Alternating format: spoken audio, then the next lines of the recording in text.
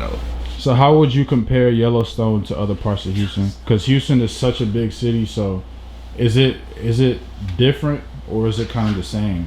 Like South side. The hood is the hood, you know what I'm saying? But it's just something about them, man. It's just something about Yellowstone, man. It just, man, like I done moved like since I didn't. All right, when I moved from Louisiana, I moved to Yellowstone. When I was 4 years old. Like from that time, my mama, we moved out. We moved to the Southwest, and we moved like to a bunch of different places on the Southwest, a bunch of different parts of the Southwest, A-Leaf, shit like that. But we always ended up moving back in the hood. I always ended up moving back in Yellowstone.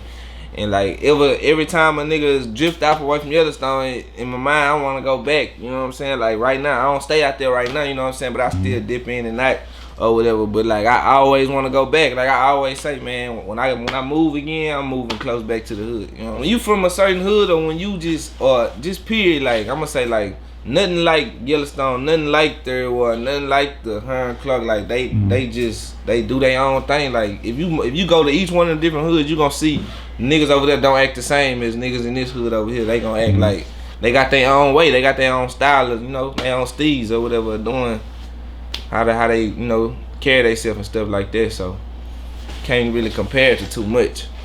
SoundCloud going up, my Jungle, that's my newest little release that I just did. I ain't gonna call it a single because it's a freestyle, but it's the newest. Let's talk about that. Okay. That went crazy. Like, what is it? Over 250,000 on SoundCloud right now? It's at 290,000, almost 300,000. Almost 300,000. Yeah, almost 300. So the Jungle Freestyle, how did that even come about? Well, I listened to the actual song, the original song by A Boogie or whatever. I listened to it a few times. I watched the video a few times. I liked the song or whatever. I went and see it. They had a beat to it. They didn't have the actual beat to it. They had like a remade version of it, but it sounded close to it. So one day I was just fucking with it and shit. I wrote what I wrote on it or whatever. It came out how it came out. I ain't gonna even say I wrote it really because like I was just kept on replaying the beat in my head. I kept on replaying and starting it over till I put it together how I wanted to put together, because I made a little Instagram video at first and it took off. You know what I'm saying? When I did that, I'm like, man, I need to go ahead and just do the whole song. How do you feel about the response it got? Man, it was crazy. Like I still be shocked to this day. It's doing like numbers right now. Yeah, like I wake up like, man, it be crazy shit going on. Like it ain't never popped like this for me. Like I've been doing music like I say about 2 years, but on the serious side, like getting serious about a year and a half. Like I've been serious about it. You know what I'm saying? But I've been doing music for like 2 years and shit. I ain't expect it to come like how it's coming right now. Like it's real right now. Like I got all kind of people hit me up. You know what I'm saying? Like I got a whole bunch. You know, I'm starting to get shows booked and shit like that. So what has changed since you dropped that song? What has changed? Yeah, my numbers on everything went up. My clout, like as far as like people knowing, you know, this young guy, he hard. You know what I'm saying? Or whatever the case, whatever they say when they mention me. You know, all that, like the anticipation, everything just going up, bro. Like I could drop anything on any one of my, like, you know, social medias and it's gonna go up. Like, you know what I'm saying? Like everything. Like I appreciate that though from everybody too, cause at first, like, you know, it was like me just doing music, like I was doing it for fun on a certain amount of people, you know, listen to it. But now it's like the whole city, like ain't nobody missing the message. Like everybody like fucking with it. It's crazy. Like I can't even explain it though. But yeah, it came about or whatever. You know, I had the song sitting in my email for like 3 months. I used to always listen to it. So I made one video just rapping to it, and then when I recorded it, me and my two little brothers, we in the car riding, me, D-Mon, Baby D, or whatever. We hustle business, we call ourselves HB28 or whatever. Oh yeah, we at the solid headquarters right now. See what's going on or whatever, you know. So we riding in the car, we coming from the mall, and he played the song or whatever. He like, man, make an Instagram video too. I kept telling him, like, man, I don't think I want to leak it out like that. And I just did it, and it took off. And I still hadn't dropped the song, even though I seen what it was doing. I knew when I dropped it, like, it was gonna do some numbers, but I didn't think it was gonna do like it did. So one day I just sent it to the female I was messing with, and you know, she said, is this I shit? She asked me, was it I shit? I told her nah. She said, what you waiting for? The next day I got some cover art made for it, and I dropped that bitch. And then before you know it, that bitch was at like 10,000 plays. And then before you know it, that bitch was at 30,000. And then before you know it, that bitch was at 100,000. Now it's at like 300,000, you know. So it was a unexpected response from it though. I think you might have the biggest remix to that song. Yeah, I think. Have you heard anything from like the original artist who made the song? Nah, I ain't heard nothing from him. I ain't heard nothing from him at all or nothing like that. One day I was thinking about like, you know, tagging him or reaching out to him. I thought about it. I was like, I'm just gonna, you know, it'll surface to him some kind of way or whatever. Yeah, and I ain't gonna lie, I didn't write that for like no, it's getting played in all the clubs and shit. I ain't write that for the club. Like I wrote that like, that was like some shit that was really going on like with me, like for real. Cause I write the way I do my music and make my music, I kind of like, you know, rap about like what's going on like right at the moment. Like whatever going on at the moment, that's what you might hear. You know what I'm saying?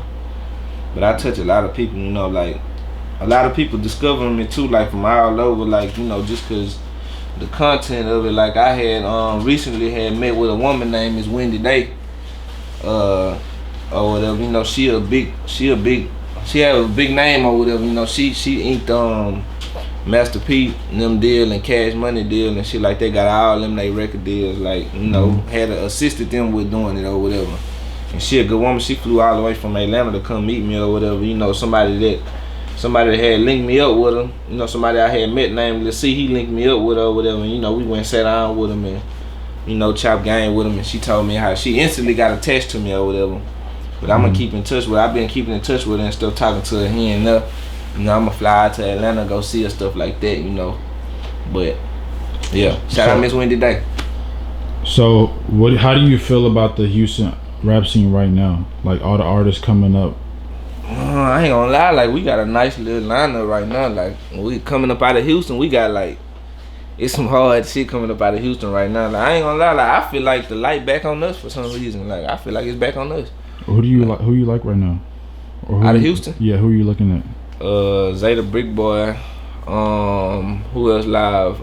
Pooh Zuda, he from Dead. And I did a song with him like sometime this year or whatever. I just like met him or whatever, but that was my first time meeting that nigga hard. Like everything he dropped hard. Him. They got a few hard niggas. Shit, my little bros. You know, Baby D. D-Mo, you know, all them, you know, shit, who else? Hard niggas that I fuck with coming out of Houston, like just my, like as far as like, I ain't gonna say new wave, but like the new face of Houston, like Young Ruler, Hallelujah, like niggas like that, like I fuck with them niggas. Shit, OTB Fastlane, that's my nigga, shout out him. And I ain't just saying that, I fuck with his shit too. Man, I can go on and on, the list go on, bro. But shit, my favorite artist out of Houston, I gotta be Stunner Bam. That's my favorite like local artist out of Houston, Stunner Bam. No cap. Or whatever. So do you feel like you gotta leave Houston to make it, or you feel like you could do something different and actually just stay in Houston to make it?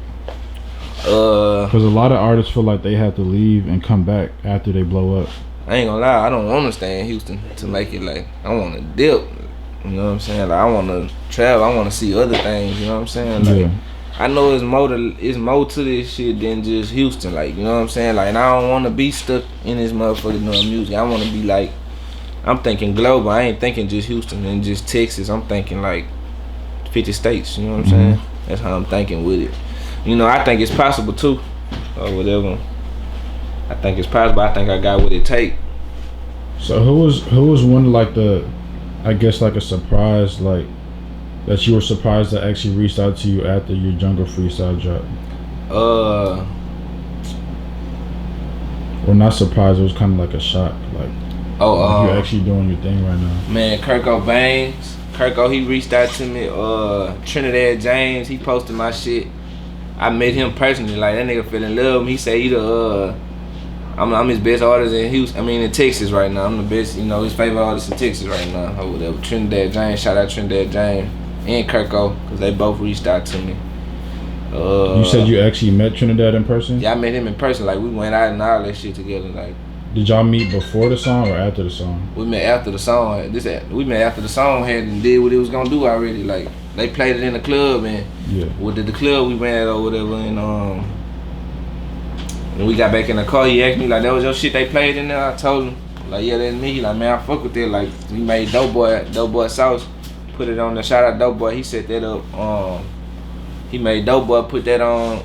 He made him keep on replaying it. Like he played like 8 times. Like man, keep on rewinding. What club was Turn this? it up. We went to Sway Wednesdays when we heard it.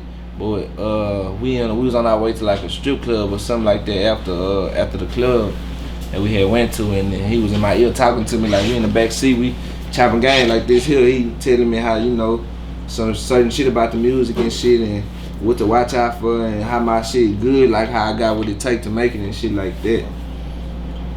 Can we expect music from y'all? Maybe so. If he say I'm his favorite artist, we might link up and do something. I don't know. Shit, we'll see. How does it feel to see videos of just artists and even in the clubs, people just know all the lyrics to your song? It's a crazy feeling. Like, see, when I'm performing, I can't hear them, bro. Like, I can't hear them. I only can hear myself. Like, it's like everything go quiet when I be performing, but when I get home and watch the videos and shit, like, I be seeing, like, the whole club be, like, from wall to wall, bro. That shit crazy, like. That shit a wonderful feeling, man. Wonderful feeling. I love that shit. Cause I couldn't get that back then, you know what I'm saying? I got that now, you know what I'm saying? Like I earned it, like I gained, that's what I gained, you know what I'm saying? I got movement after movement, like we got big things going right now. We got Hustler Vision, Solid, that's what I'm powered by, like Hustler Vision and Solid or whatever. And how did that come about? Well, HV28, that's my little bros out of Mo City. Like I say, their name Demo and Baby D, Demo Trill and Baby D or whatever. You know, I know they probably heard about them too, but I linked up with them as like, you know, I told you I kept on moving back and forth like from Yellowstone to this certain place. But like in high school, I had ended up going to school in Mo City, but I was still staying in Yellowstone. Yeah. Or whatever, and I ended up meeting. I knew him, but I didn't know him then. But like once I had been graduating, I was still hanging out in Mo City and shit like that. I ended up running into Lil Baby D and Demo, and I knew Baby D was rapping. He was rapping before me, but when I started rapping, I did this freestyle and everybody was fucking with it. It was the first freestyle I ever dropped. It was called Back in the Studio. Oh, that was my first time ever in the studio, but I just named it Back in the Studio, and that bitch had the whole city talking. Not the whole city, but it had a lot of people talking. Like that was the first song I ever did in my life, like, and put it out for everybody to hear. And I got a good feedback off of it, and then I just started rapping ever since then. And I met Baby D and Demo, you know, from that shit right there. They was like, man, you need to do a song with this little nigga, man, named Baby D from Mo City and shit like that. Or whatever, you gotta meet him. I had been knew him, but I never had met him. I ended up meeting the nigga and we shit locked it in. And that's how I started fucking with Hustler Vision. So yeah, that stamped on me too. So that, and then Solid, you know what I'm saying, I had ended up linking up with them because the music blast too. Then I started getting my haircut by 4. I started getting my haircut by 4, whatever, start going through there, you know, he started listening to my music, he started telling me, you know, how he believed him and, you know, all that, you know, and we been locked in ever since. We just been rocking, we been getting it done, or whatever. Can we expect another hit like the Jungle Freestyle? Oh yeah, I got a bunch of hits already that they just capitalize and oh yeah, I'ma capitalize for sure. That ain't even no question. I'ma capitalize for sure. Like if they would have been like open their ears back then, they would have seen. But we ain't gonna even talk about that. Like, but I'ma capitalize. I'ma show you. You know what I'm saying? I ain't gonna say too much. What do you have to say to the new fans that just? Because I first just heard about you off the Jungle Freestyle, so I'm a new fan. So what do you have to say to the people that's just tuning in? Man, I'm gonna tell y'all, buckle your seatbelt, cause it's gonna be a long ride. Get used to seeing me, you know. I'm gonna give y'all some good music to listen to, good music to ride and vibe to. You know what I'm saying? Like, I ain't gonna never let y'all down. I got y'all. Just keep on rocking with me, and you ain't wasting your time.